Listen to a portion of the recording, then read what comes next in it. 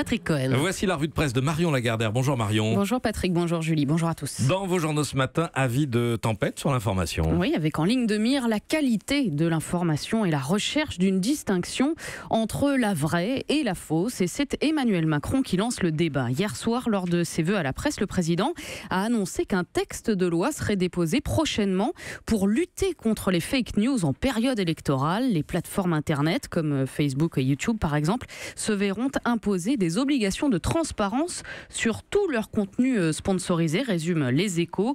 En cas de propagation de fausses nouvelles, il sera possible de saisir le juge à travers une nouvelle action en référé permettant de supprimer le contenu mis en cause, de déréférencer le site, voire d'en bloquer l'accès. Un train de mesures que le site du Huffington Post qualifie de grand flou. Macron veut faire tomber les fake news sous le coup de la loi, mais desquelles parle-t-il ? Demande Alexandre Boudet. Certaines sont déjà passibles de poursuites en justice. La loi prévoit par exemple la possibilité de porter plainte pour divulgation de fausses informations. Le président le sait d'ailleurs très bien, écrit le journaliste, puisqu'il a lui-même porté plainte contre X pendant la campagne présidentielle. Mais mis à part cet article du Huffington Post, il faut bien le dire, cette annonce suscite peu d'analyse ce matin. En fait, ce qui retient l'attention de vos journaux, c'est plutôt l'autre partie du discours d'Emmanuel Macron, celle sur les rapports entre la presse et le pouvoir. Le président a résumé son état d'esprit vis-à-vis des journalistes, rapporte Bruno Dive dans Sud-Ouest.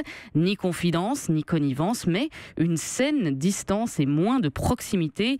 Disons-le, on sent comme un léger soulagement dans le ton des articles, soulagement d'une presse qui vit très mal depuis 8 mois le silence élyséen à son égard. Ce ne serait là qu'un malentendu, écrit Bruno Dive, parce que, une fois n'est pas coutume, ajoute Nathalie Segaune dans l'Opinion, le président a enseveli la presse sous un tombereau d'éloges, rappelant que la liberté de la presse est la plus haute expression de la liberté. Séduit aussi Jean-Michel Bretonnier dans La Voix du Nord. On est d'accord sur ce point avec le président, dit-il.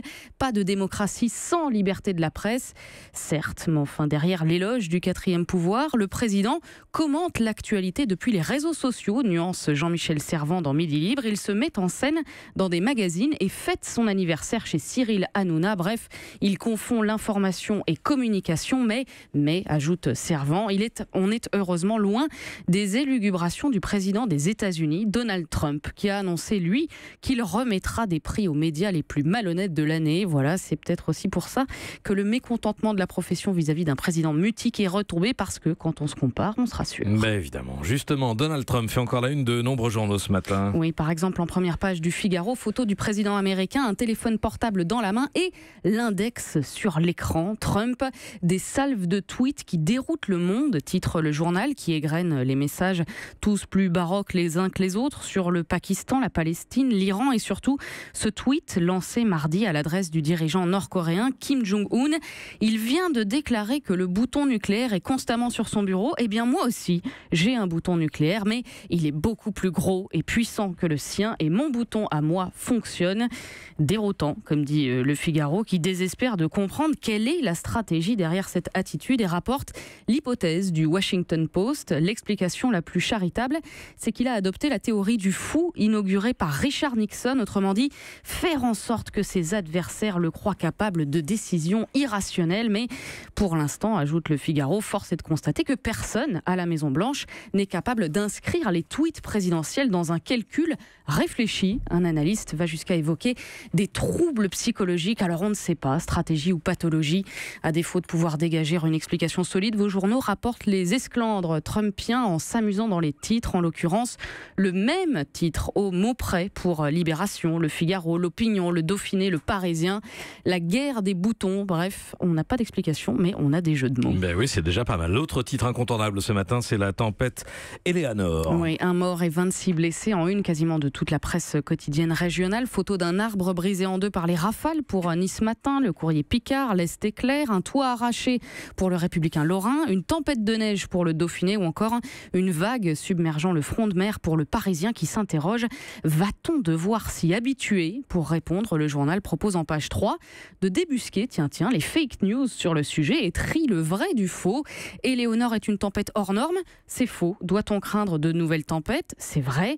On sait les prévoir à 100%, c'est faux. Enfin, ces phénomènes sont-ils liés au changement climatique ? Eh bien, c'est faux et c'est vrai, explique Le Parisien. Les tempêtes sont un phénomène hivernal classique, mais en même temps, leur effet dévastateur est amplifié à cause cause du niveau des océans qui monte chaque année de 3 à 5 mm en raison de la fonte des glaciers au pôle. Sous-entendu, oui, il va falloir s'y habituer. Et puis, puisqu'on parlait de la presse et de la production d'informations, il y a aussi niché en page 5 de La Croix ce billet grinçant d'Alain Raymond. Vous l'avez sans doute remarqué, écrit-il, dès qu'il y a une tempête, les chaînes de télé dépêchent des envoyés spéciaux pour interroger des kidams qui, au mépris des injonctions supérieures, se plantent sur le rivage pour regarder les vagues. C'est alors qu'un passionnant dialogue s'engage. Vous n'avez pas peur ? Ben non, répond le kidam, j'adore voir la mer en pétard. Clairement, l'intérêt de ces images est proche de zéro, juge Alain Raymond, qui se demande si le rêve secret de la télé, ça ne serait pas de saisir sur le vif l'image d'une vague énorme engloutissant le kidam interrogé.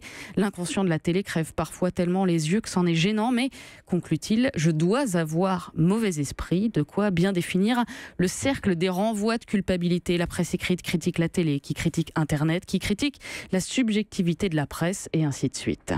Enfin, il y a une personnalité ce matin qui porte un regard très critique sur le fonctionnement médiatique en général, c'est Najat Vallaud-Belkacem. Et oui, l'ancienne ministre de l'Éducation donne une interview dans l'Obs. Alors, il en est principalement ressorti qu'elle ne sera pas candidate pour prendre la tête du PS, mais ce qu'on lit surtout dans cet entretien, c'est un véritable réquisitoire contre la loi du buzz et de la polémique permanente. Elle fustige le commentaire quotidien qui devient une règle médiatique et qui empêche de réfléchir. On ne peut pas se satisfaire du seul spectacle entre commentateurs polémistes et adversaires politiques qui finissent par se caricaturer eux-mêmes, explique Najat Vallaud-Belkacem. Ce qui transpire des réseaux sociaux, des chaînes d'infos en continu et du discours dominant à longueur de journée, c'est l'émotion immédiate, le sensationnel, le confort des préjugés, un bain général mêlé d'ultralibéralisme au plan économique, d'individualisme au plan social et de délégitimation des idéaux politiques.